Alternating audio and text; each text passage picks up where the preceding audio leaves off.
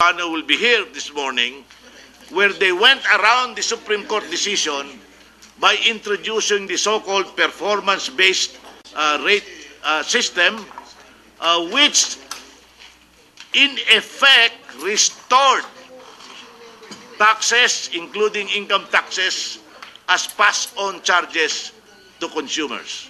I consider the so-called weighted average cost of capital principle as illegal. It is in violation of the Supreme Court established jurisprudence, and that there should, if that is continued, I think another case will come out disputing the legality of a weighted average cost of capital concept as a so-called performance-based rate setting, for the simple reason that under that formula of what is had an acronym of WACC,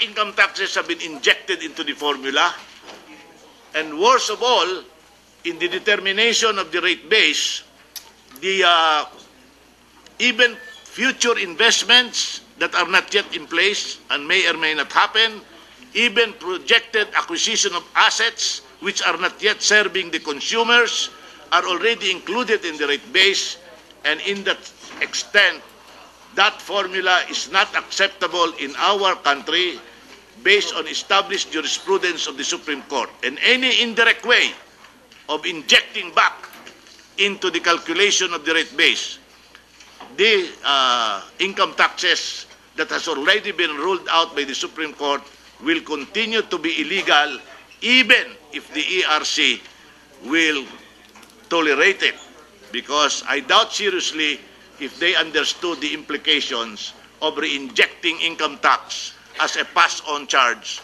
to consumers.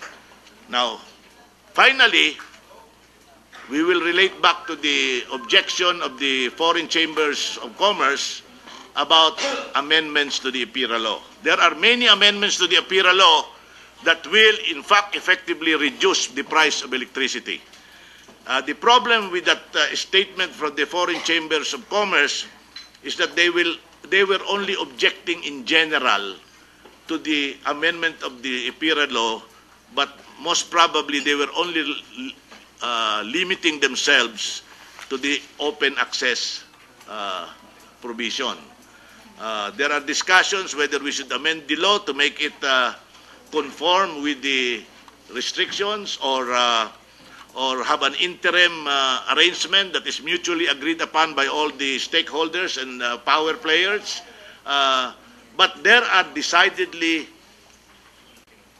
substantial amendments that we should make as legislators, that we should attend to after all these hearings and when we resume our sessions in Congress in July.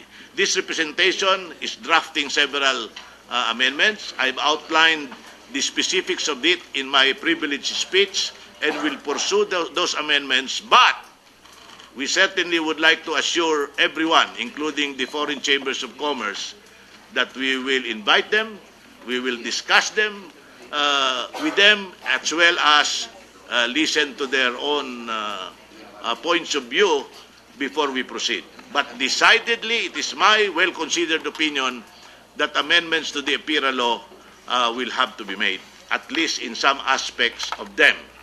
We are also hopeful that we will also concentrate on Apocor, which appears to be always the scapegoat of Meralco on many of the aspects of the controversy.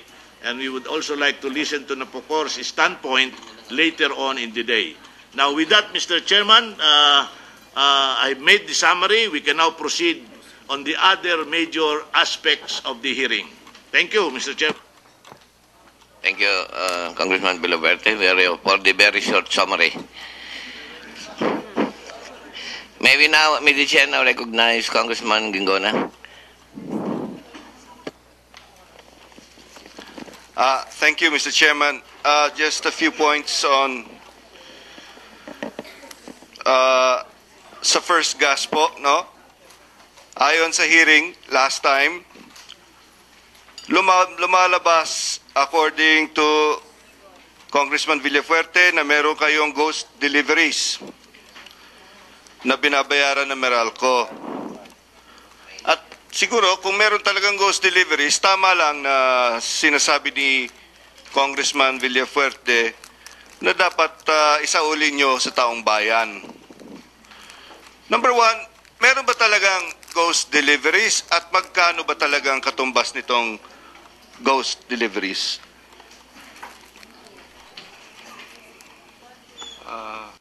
Congressman, regarding ho dun sa dun sa ghost deliveries, gusto ko lang ho sanang ilinaw na yung tinutukoy na ghost deliveries, unequivocally wala hong nangyaring ghost deliveries mula sa First Gas. Dalawa ho yung obligasyon ng First Gas, Dalawa lang naman eh. Unang-una, kailangan namin siguraduhin na naitayo yung planta at yung planta ay handang mag-deliver ng kuryente. Pag naitayo na ho yung planta, dyan ho nagsisimula yung tinatawag na capacity payments. Okay? Para hong yan eh. Para hong Congressman. Apo. Saan ba nagsisimula? Up to where is your obligation to deliver electricity? Opo. Where is, at what point is it Okay. is your obligation to Okay. deliver electricity? Dalawa ho yung dalawa ho yung obligasyon. Unang-una ho, yung we have to make capacity available. Kumbaga sa may nakipag-usap sa akin, I will magpapagawa ako sa iyo ng jeep tapos aarkilahin ko ng 10 taon. Araw-araw babayaran ko. The moment ho na ipatayo ko na yung jeep, kasi umutang din ako sa bangko, kailangan yung nakipag-usap sa akin na aarkila ng jeep, magbabayad na rin ho sa akin ng araw-araw ng boundary or whatever, So, ganun din ho yung planta namin. Ganun din ho lahat ng IPP dito sa Pilipinas at sa buong mundo. Yung una hong obligasyon is to make capacity available. So these capacity fees are something akin to if you take out a car loan on installment, then these are your monthly payments. Exactly.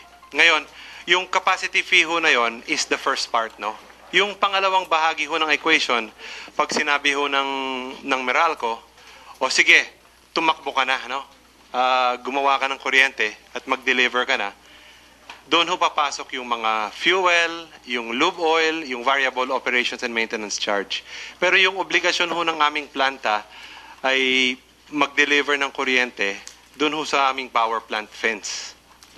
At magmula sa fence, hina-hand over namin ho yung kuryente sa Napocor or sa Transco na siyang nagde-deliver naman sa Meralco. Pero yung obligasyon ho namin, just to say it again, dadalawa lang po. Una is to make the capacity available and we get paid our capacity fees. At pareho ho yan, that's a global convention on independent power producers. And then second, pag pinatakbo ka, dapat gumawa kayo ng kuryente. Kung hindi ho kami makagawa ng kuryente, oras na pinatakbo kami, ang tama ho nun sa amin ay magbabayad naman kami ng penalty. At ulitin ko lang, yung sinabi mo yung obligasyon nyo to deliver electricity is up to your fence. Kung baga man sa farm, kasi maraming congressmen dito galing sa agriculture districts like mine, yung tinatawag na up to the farm gate. Diyan lang hanggang sa fence ng planta nyo. Yung Opo. tama ba?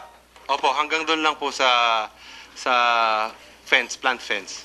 And from the fence all the way to Meralco, the obligation falls under Napocor at that time and now would be Transco at this time. Opo, tama po yun.